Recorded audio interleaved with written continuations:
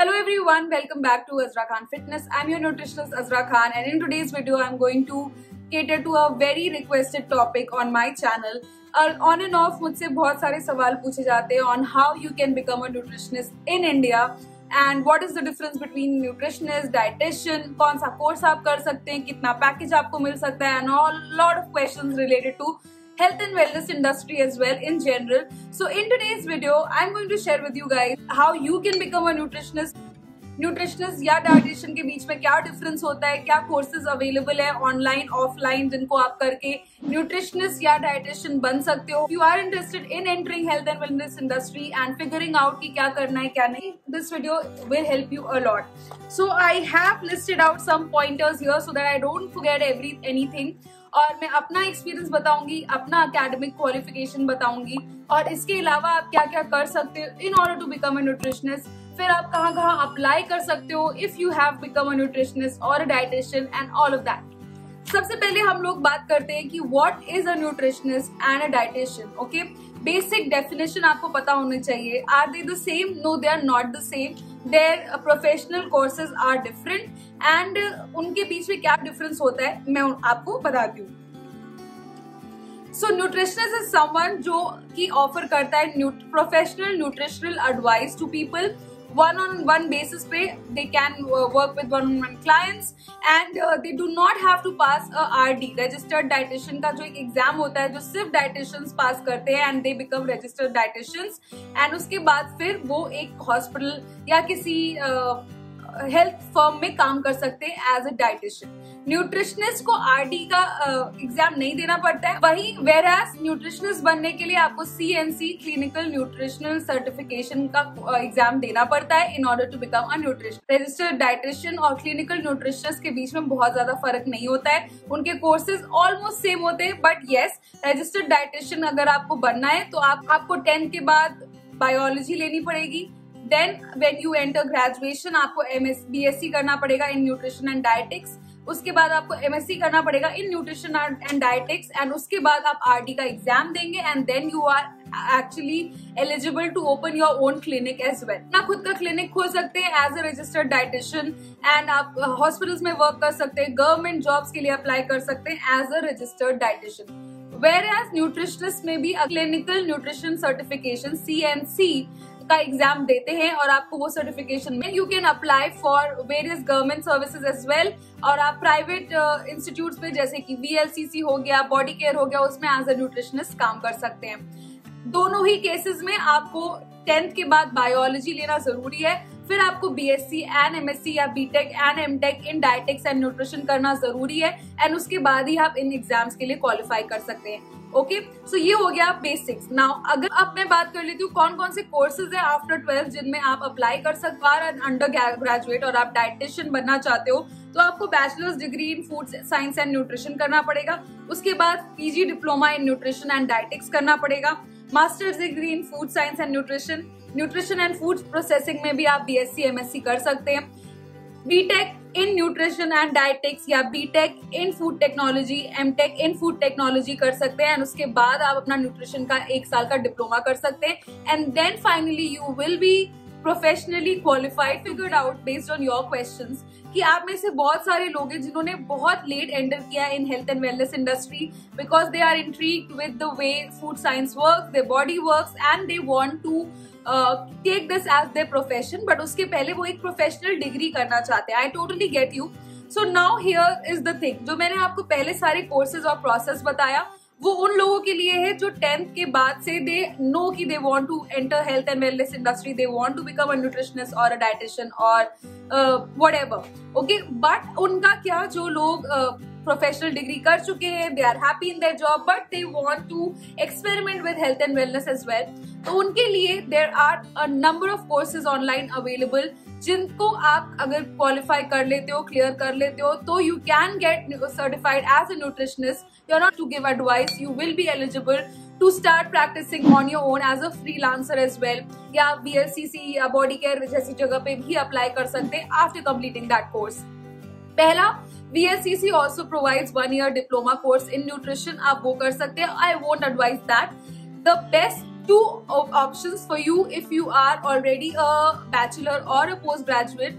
आप ACE certification कर सकते हो American Council of Exercise से, and आप ESA certification कर सकते हो International Sports Science Association. दोनों ही आपके ऑनलाइन कोर्सेज है और दोनों ही में आपको एक फाइनल एग्जाम देना पड़ेगा विच इज प्रीटी टफ. 1 साल का कोर्स होता है, उसमें अराउंड 21-22 एग्जाम्स होते हैं. उसके बाद एक फाइनल एग्जाम होता है, then you finally are ACE certified or ESA certified and you finally become a nutritionist. दोनों ही कोर्सेज अराउंड 1.5 लाख की रेंज में आते हैं. अगर आप BSc MSc करते हो तो वो 2.5-3 लाख तक आपका प्राइस पहुंच जाता है. After you become certified, you can start offering your services to your clients. Now, what I did as a profession, I was from biology stream. I did my BTech in biotechnology. I did my MTech in food technology and diploma in dietetics and nutrition. उसके बाद मैंने ESA certification भी किया है और मैंने ACE certification भी किया है. Now, after being from a science background, after doing MTech in food technology, why did I go for so many other courses? ये अगर आपका सवाल है तो न्यूट्रिशन साइंस एक ऐसी फील्ड है गाइज वेयर यू अपग्रेडेड रहना पड़ेगा with the research which is happening. आपको अपग्रेडेड रहना पड़ेगा with the kind of clients that are coming. तो constant study, if you are someone जो कॉन्स्टेंटली अपनी नॉलेज को अपग्रेड कर सकता है, इफ यू आर समवन जिनको किसी और से कुछ सीखने में कोई शर्म नहीं है, then this field is for you. If you are someone who is very stubborn कि जो मुझे पता है that is the only correct thing, I don't think nutrition is the field for you. Basic interest होना nutrition में and giving services are two different things. Basic interest होता है वो अपने ऊपर आप एक्सपेरिमेंट कर सकते हो, पर अगर आपको इंटरेस्ट है और आप उसको एज अ प्रोफेशन करना चाहते हो, आई वुड हाईली रिकमेंड कि आप एक अच्छा सर्टिफिकेशन लेके अपने बेसिक्स क्लियर करें, because you are going to cater to a lot of people and their health is at risk if you are not updated, if you are not correctly certified, or if you don't have enough knowledge कि आप दूसरों की help कर सके. So I do see a lot of people who do give a lot of services health and wellness से related, but you have to as a vigilant consumer, even if you are searching for someone जिनकी आप services लेना चाहते हो health and wellness में, diet plans लेना चाहते हो, workout plans, check for their academic qualification as well. Don't just check out कि अच्छा इनका इतने सब्सक्राइबर्स है, she has lost weight, that does not mean कि आप भी वेट लूज कर लोगे उन्हीं के मेथड से. आपको ये जानना बहुत जरूरी है और ये आपका राइट है कि whether the person is qualified enough to train you, to guide you or not. All right. So this is the basics of health and wellness. This is the basics of dietitian and nutrition courses. Now, once you are certified, now the question arises कि कितना मूला मिलेगा, कितना पैसा आप कमा सकते हो after you become a nutritionist or a dietitian, right? क्योंकि हम सब लोग at the end we invest in education because we want and expect some return out of it. So there is a wide range.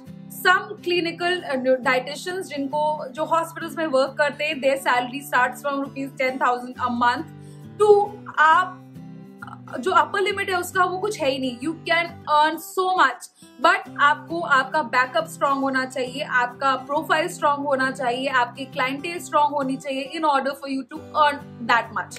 तो basic 10,000 से आप शुरू कर सकते हो अपनी earnings if you are working for a hospital. Then if you are working for VLCC, body care और इस तरह के बहुत सारे वेलनेस सर्विसेज प्रोवाइड करने वाले ब्रांड्स हैं जिनके साथ आप कोलैबोरेट करके आप एक डिसेंट अर्निंग कर सकते हो. You can also decide to work for your own self as a freelancer like I do. After completing my courses, I started giving my services and I started my YouTube channel as well, जहाँ पे मैं free content provide करती हूँ to a lot of people. तो बहुत सारे लोगों को मेरे free content से मदद मिलती है. Then they decide कि okay, now I can enroll for that person because she is genuine, because everything which I do is out in the open. I do share my client progress reports.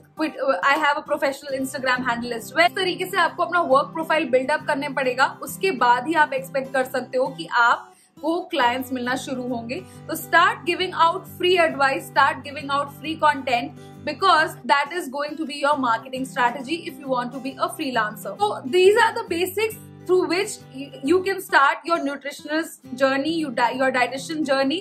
आपको सबसे पहले focus करना है on finishing your academics, then focus on building your own brand, and then finally you can engage clients, and if you help them, word of mouth बहुत ज्यादा important है in a health and wellness industry. अगर आप एक की मदद करोगी वो 10 लोगों को बताएंगे. So this is how the chain begins. Maximum आप कितना अर्न कर सकते हो इसकी कोई लिमिट नहीं है guys. If you become entrepreneur, आप हेल्थ एंड वेलनेस में आए हो, आपने अपना एक बड़ा ब्रांड बना लिया है और आप अपनी ही सर्विसेज दे रहे हो, अपना ही आपने क्लिनिक खोल लिया है, then there is no limit of how much you can earn. But basics I told you 10-12,000 से आप शुरुआत अपनी कर सकते हो. With that, I come to the end of this video. I hope it was helpful. If you like this video, got a little bit inspired, and this video helped you, please let me know in the comment section. I'll see you guys in my next video. I hope some of you now know the path to follow their dreams. I'll see you guys in my next video on health and fitness. Until then, stay fit, stay happy, stay healthy. Goodbye.